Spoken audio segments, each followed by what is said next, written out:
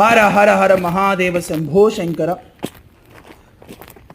ఆంధ్రప్రదేశ్ రాష్ట్రం వైఎస్ఆర్ జిల్లా వల్లూరు మండలం కోట్లూరు పంచాయతీలో కొలువైన పుష్పాచలం కొండపైన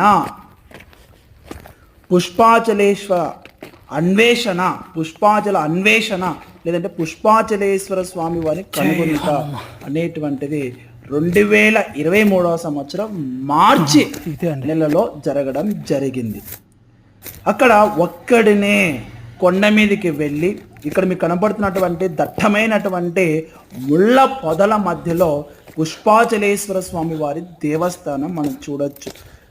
రేగికంప చీకంప ఉండి అంటే తొలిసారిగా ఆ దేవస్థానానికి కనుగొని వెళ్ళడం జరిగింది. అది కనపడుతున్నటువంటి ఆ దట్టమైనటువంటి పొదే పుష్పాచలేశ్వర స్వామి వారి యొక్క దేవస్థానం. దుండుగల చేత ధ్వంసం చేయబడినటువంటి దేవస్థానాన్ని 2023 సంవత్సరంలో చూసి మనసు చెల్లించేసి అక్కడ తీసుకున్నటువంటి నిర్ణయాన్ని ఆచరణలోకి పెట్టి ఈరోజు ఆ యొక్క సంకల్పానికి కట్టుబడి జీవితాంతం స్వామివారికి సేవ చేయాలనేటువంటి ఆ నిర్ణయాన్ని 2023 మార్చిలో తీసుకున్నటువంటి నిర్ణయాన్ని ఆచరణకు తీసుకెళ్తున్నాం. ఇక్కడ చూడండి, దగ్గరికి వెళుతున్నాం, కొండ మీదకి స్వామివారి దేవస్థానానికి వెళుతున్నాం. అప్పుడు ఆ రోజు లైవ్ పెట్టడం జరిగింది. ఆ లైవ్లో ఎండకి ఆ బ్లర్గా కనపడుతుంది.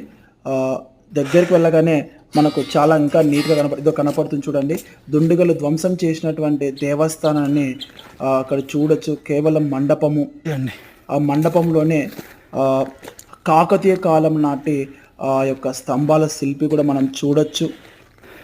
ఎంత ధ్వంసం చేశారని అంటే ఇది గుడి అంటే ఎవ్వరూ నమ్మలేనటువంటి స్థితిలోకి తీసుకొచ్చారు. బాంబులు పెట్టి ధ్వంసం చేశారు. కంకర బాంబులు పెట్టి బ్లాస్ట్ చేసినటువంటి గుంతలు కూడా ఇక్కడ చూడొచ్చు.